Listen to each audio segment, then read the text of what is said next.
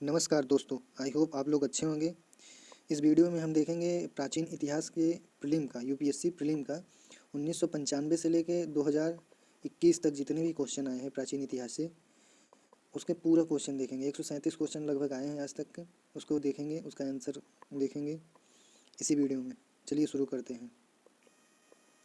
हिंद भारत की जनता के संदर्भ में हिंदू शब्द का प्रथम बार प्रयोग किसने किया था? पहली बार जो प्रयोग किया था डी नंबर, अरबों ने किया था।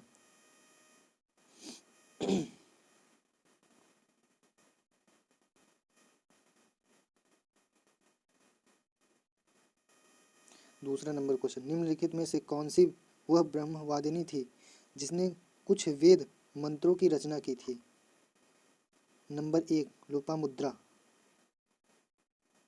तीसरा नंबर क्वेश्चन, सूची 1 को सूची 2 से सुमेलित कीजिए और सूचियों के नीचे दिए गए कूट का प्रयोग करते हुए सही उत्तर का चयन कीजिए। अब इसमें देखिए,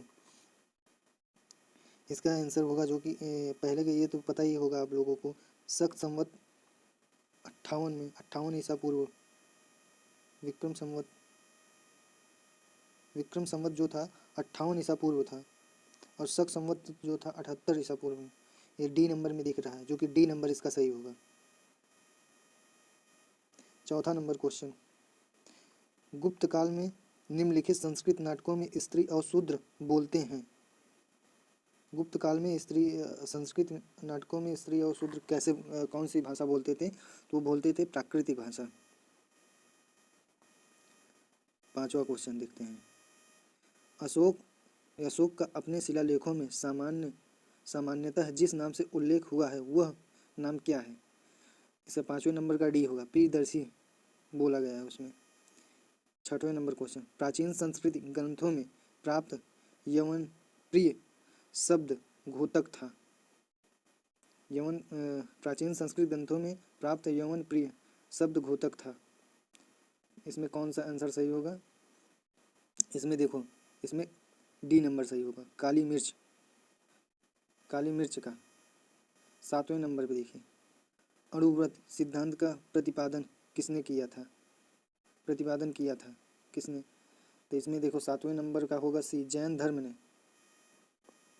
आठवें नंबर क्वेश्चन देखते हैं, दर्शन की मीमांसा प्रणाली के अनुसार मुक्ति निम्नलिखित में से किन संसाधनों से संभव है?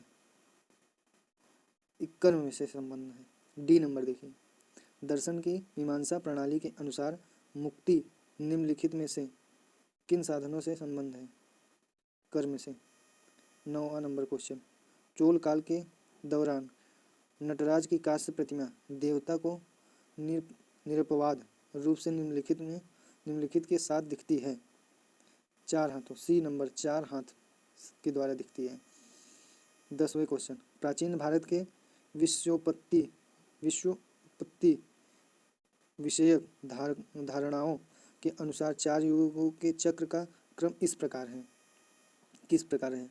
जो धारणाएं थी प्राचीन काल में विश्व उत्पत्ति, उसमें था सी नंबर, जैसे कृत्य के बाद त्रेता के बाद द्वापर के बाद कलयुग। ये C number question, C number answer सही होगा। देववासी संस्था के प्रसंग में निम्नलिखित में से कौन सा मंदिर समाचारों में चर्चित रहा? ये 1996 में चर्चित था, उसका क्वेश्चन दे दिया है यहाँ पे।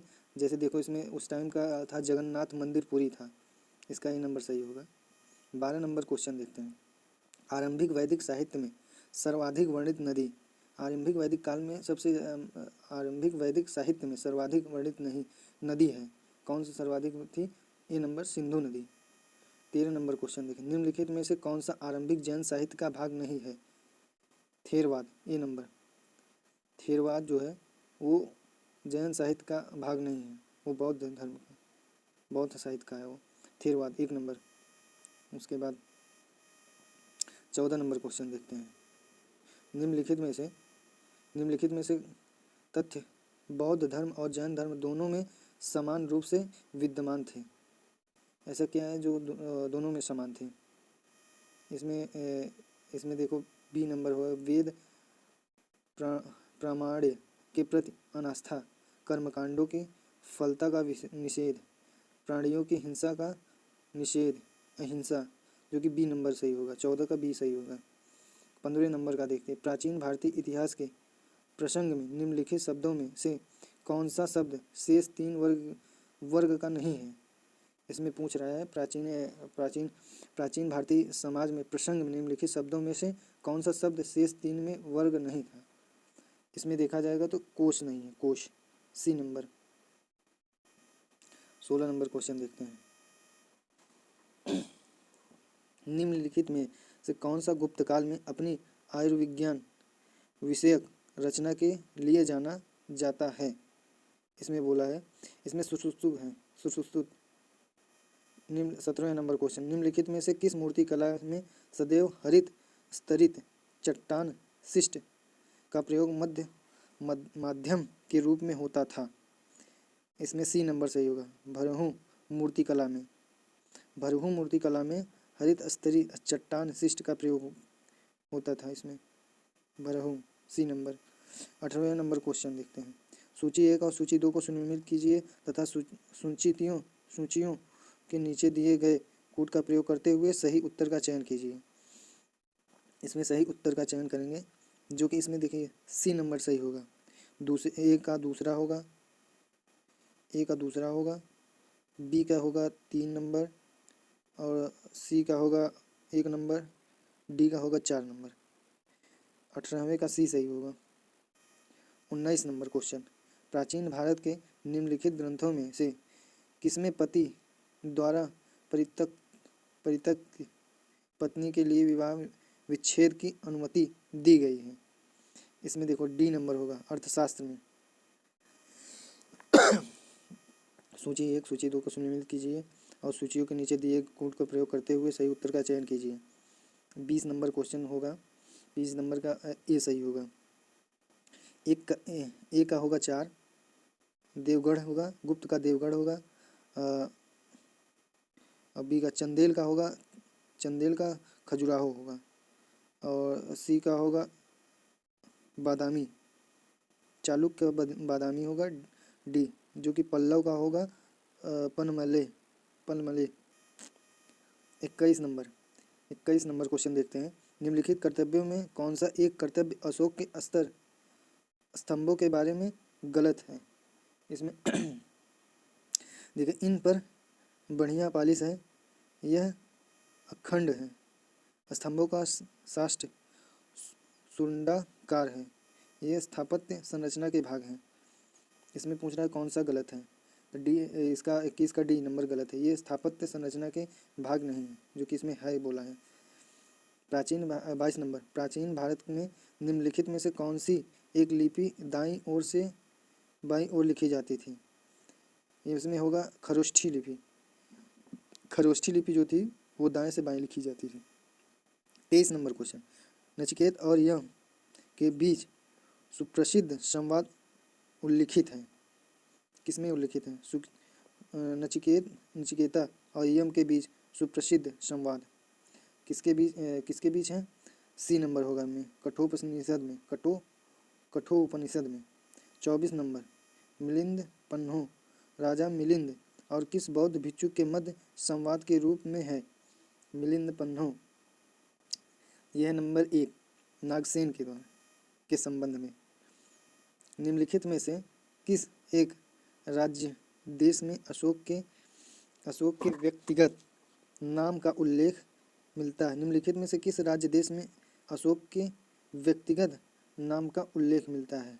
डी नंबर मास्की, डी नंबर मास्की होगा।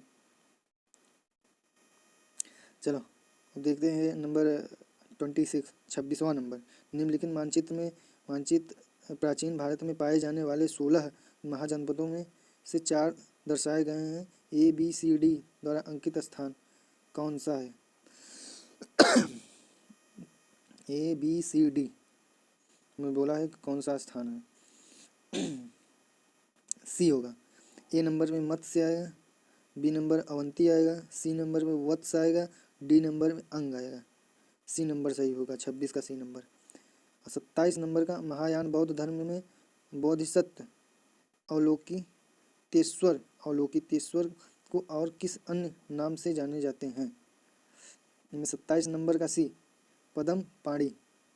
पदम पाणी के नाम से जाना। महाबौद्ध के धर्म बोधिसत्व अवलोकेश्वर को पदम पाणी के नाम से भी जाना जाता है। गुप्त शासकों द्वारा जारी किए गए चांदी के सिक्के कहलाते थे। गुप्त शासकों द्वारा जारी किए गए चांदी के सिक्के कहलाते थे। क्या कहलाते थे? इसमें गुप्त काल में कहा जाता था, रूपक कहा जाता था। सूची 1 और सूची 2 को सुमेलित कीजिए। इसमें देखें 29 नंबर क्वेश्चन में देखो कि आंसर क्या दिया है। इसमें दिया है, देखो एक का होगा नंबर 3, वराह मिहिर वृहत संहिता में मिलता है। मूल ग्रंथ, ग्रंथाकार मूल ग्रंथ। और देखिए, और इसका बी का विशाखा दत्त जो है, और देवी चंद्र गुप्तम 4 नंबर में मिलता है। सी जो है 2 नंबर का शूद्रक मृच्छकटिकम। डी विल्हड़ जो मिलता है वो 5 नंबर का मिलता है। विक्रमांक देवचरित जो कि 29 नंबर का बी होगा। 30 नंबर का, निम्नलिखित में से कौन सा प्राचीन भारत में व्यापारियों का नियम था? निम्नलिखित में से कौन सा प्राचीन भारत में व्यापारियों का नियम था, ये पूछ रहा है। इसमें होगा डी नंबर, मणिग्राम।